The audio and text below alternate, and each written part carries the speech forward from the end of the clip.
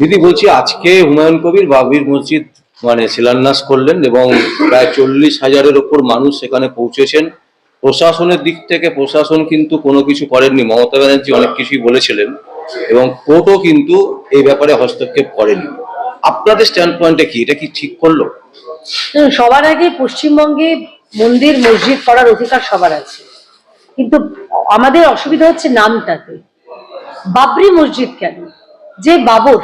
যে বাবরি মসজিদ নিয়ে হিন্দুদের, কোটি কোটি হিন্দুদের মনে একটা যন্ত্রণা, সেই যন্ত্রণা উস্কে বাবরি মসজিদ, অর্থাৎ আবার সাম্প্রদায়িকতার সুরসুরি পশ্চিমবঙ্গে।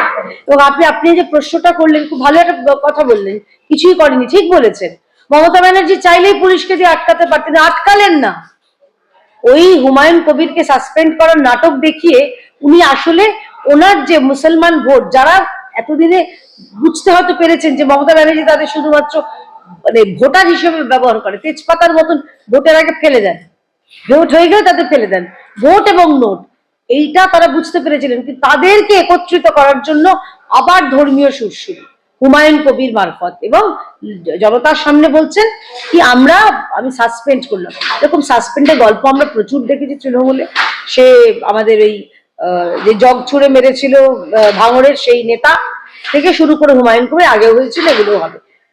ইম্পর্টেন্ট ব্যাপার হচ্ছে, দেখো মাননীয় আদালত কি বেসিসে তারা তারা বাধা দেয়নি তাদের ব্যাপার।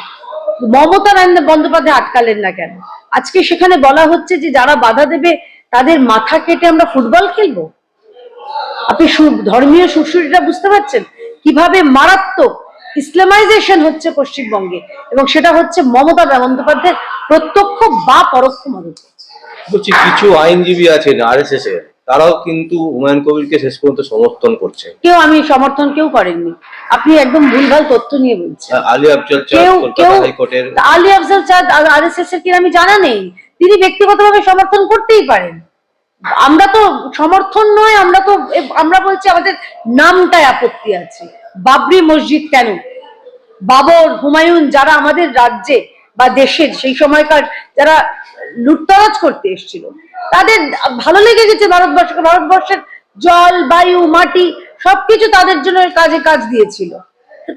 তার নামে যে রাম লালার জন্মস্থানকে ভেঙে চুরে নষ্ট করে সেখানে নিজেদের মসজিদ স্থাপন করেছিল, একটা বিতর্কিত স্ট্রাকচার স্থাপন করেছিল, সেই নামটা কেন? আমাদের আপত্তি সেই জায়গায়, ধর্মীয় স্থান নিয়ে। এবং আরেকটা জায়গায় মমতা ব্যানার্জি যে এখন যে চলছে আমাদের এখানে মন্দির মসজিদের রাজনীতি, মমতা ব্যানার্জি আপনার করের টাকায় হাসপাতাল বানাচ্ছেন না। তিনি কোথায় মহাকালের মন্দির, কোথায় জগন্নাথ কালচারাল সেন্টারের নামে জগন্নাথ মন্দির। দেখুন, জগন্নাথ মহাপ্রভুকে নিয়েও উনি এই 2 নম্বরই কাজ করছেন, ভাবতে পারছেন? তিনি জগন্নাথ প্রভুকে বলতে পারছেন না আমি আপনার নামে মন্দির বানাচ্ছি, তিনি করছেন হচ্ছে জগন্নাথ কালচারাল সেন্টারের নাম দিয়ে। কেন? ঠাকুরের সঙ্গে ধাপ্পাবাজি। আসলে যারা মিথ্যেবাদী হয়, যারা ধাপ্পা বাজায়, সবকিছুতে তারা ধাপ্পা দেয়। আচ্ছা, অনেকে বলছে যে ব্রিটিশরাও তো আমাদের বিরুদ্ধে বিশাল অত্যাচার করেছে এবং যারা এই হাওড়া ব্রিজ থেকে শুরু করে বিভিন্ন রকমের যে সৌন্দর্য বানিয়েছে, তাহলে সেগুলো কি ভেঙে দিতে হবে? কেন? আমি তো ভাঙার কিসের জন্য বলা হচ্ছে? ব্রিটিশরা তো হাওড়া ব্রিজের উপরে কোনো স্ট্রাকচার ছিল না, কোনো মন্দির ছিল না।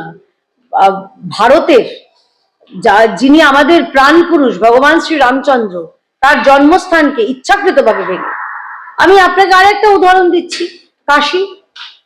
আপনি নিজে নিশ্চয়ই গেছেন, যদি বাবা বিশ্বনাথের দরবারে যদি যান, সেখানে দেখবেন মূল নন্দীটা কোন দিকে ফেস করে আছে। কিসের জন্য? কেন বারে বারে মন্দিরকে ভেঙে একটা বিতর্কিত স্ট্রাকচার তৈরি করতে হবে? মথুরাতে চলে যান, জন্মস্থানের ওপরে সেখানে অরঙ্গজেবের যেটা একটা স্ট্রাকচার তৈরি করা, কিসের জন্য? এই এদের আমলে, মুঘলদের আমলে লক্ষ লক্ষ হিন্দু মন্দির কে ভেঙে ইচ্ছাকৃতভাবে হিন্দুদের বিশ্বাসকে আঘাত করার জন্যই, একেবারে সেই উদ্দেশ্য নিয়ে কিন্তু এই স্ট্রাকচার গুলো তৈরি করা হয়েছিল। সেই কারণে আমরা আমাদের যেটা রাইটফুল আছে। আপনি চলে যান, অত দূরে যাচ্ছেন কেন? আপনি উত্তরপ্রদেশ কেন যাচ্ছেন? আপনি চলে যান আমাদের মালদায়, আদিনাথ মন্দির, সেটাকে আদিনাথ মসজিদ করে দেওয়া হয়েছে। আপনি বলুন তো, কোন মন্দিরে দেবদেবীর ছবি লাগানো থাকে? সেখানে গণেশের ছবিকে নিয়মিতভাবে পাথর মারা শেখানো হয় বাচ্চাদের দিয়ে, শয়তানকে মারছে বলে? কিসের জন্য? যেটা আমাদের ভাই, আমরা তো সেটা দাবি করব, তাতে তো ভুল কিছু নেই। যেটা নতুন তৈরি হয়েছে তাতে তো আমাদের অসুবিধা কেউ নেই, কিন্তু লালকেল্লা নিয়ে বলছে না, তো তাজমহল নিয়ে বলছে না, বিতর্ক আছে ঠিক আছে, কিন্তু কেন মন্দিরকে ভেঙে সেখানে কোনো স্ট্রাকচার তৈরি করলে অবশ্যই আমাদের আপত্তি আছে এবং থাকবে, এবং পরবর্তীকালে যদি সেটাকে রিক্লেম করার জন্য যা করার আমরা করবো। মানে ধরুন বাবরি মসজিদ তৈরি হয়ে গেল, আপনারা এলেন, তাহলে কি ওটাকে ভেঙে দেবেন? কোনটা? ধরুন বাবরি মসজিদ তৈরি করে ফেললো হুমায়ুন কবির জোর জবরদস্ত, না, আমরা কেন ভাঙবো? বোকা বোকা প্রশ্ন করছেন আপনি। আপনি এই প্রশ্ন কেন করছেন? ভাঙবো কেন? এই ওই ওই ওই মসজিদ আর এটা এক, ওই স্ট্রাকচারের এটা এক। এটা কি কোনো মন্দির, এটা কি কোনো রামলালা জন্মস্থানকে ভেঙে করা হয়েছিল? করা হয়নি তো, তাহলে আপনি এই প্রশ্নটা করছেন কেন? ওইটা যারা ভেঙেছিল বিতর্কিত স্ট্রাকচারটা, সেটা মানুষের আবেগ, 500 বছরের লড়াই, এটা কোনো বিজেপির লড়াই না, আরএসএস এর লড়াই নয়। আপনি যদি ইতিহাসটা দেখেন, 500 বছরের লড়াই, যখন ব্রিটিশ শাসন ছিল সেই সময় ওই প্রেসিডেন্সিতে যিনি ব্রিটিশের যিনি ছিলেন, তিনি পর্যন্ত বলেছেন হ্যাঁ এখানে হিন্দুদের আবেগ রয়েছে। আবেগকে আপনি একদিনে মুছে ফেলছেন, আবেগকে আপনি বলছেন ভেঙে ফেলবেন। এটা কোনো মজার বিষয় নয়, এটা মানুষের লক্ষ লক্ষ কোটি কোটি মানুষের ভরসার জায়গা ছিল, সেই জায়গাটাকে আঘাত হানা হয়েছে। আমরা পশ্চিমবঙ্গের মানুষ, আপনারা বলতে পারেন রাম বহিরাগত, আমরা ভয় পেলেও বলি হে রাম, রাম রাম বলি। রাম রাজাতলা আছে, যেখানে ভগবান শ্রী রামচন্দ্রকে রাজরূপে 250 বছর ধরে প্রতিষ্ঠা করা হয়। আপনি কোথায় নিয়ে যাবেন? রামকে বাঙালি বলুন বা হিন্দু বলুন, কোথাও নিয়ে যেতে পারবেন।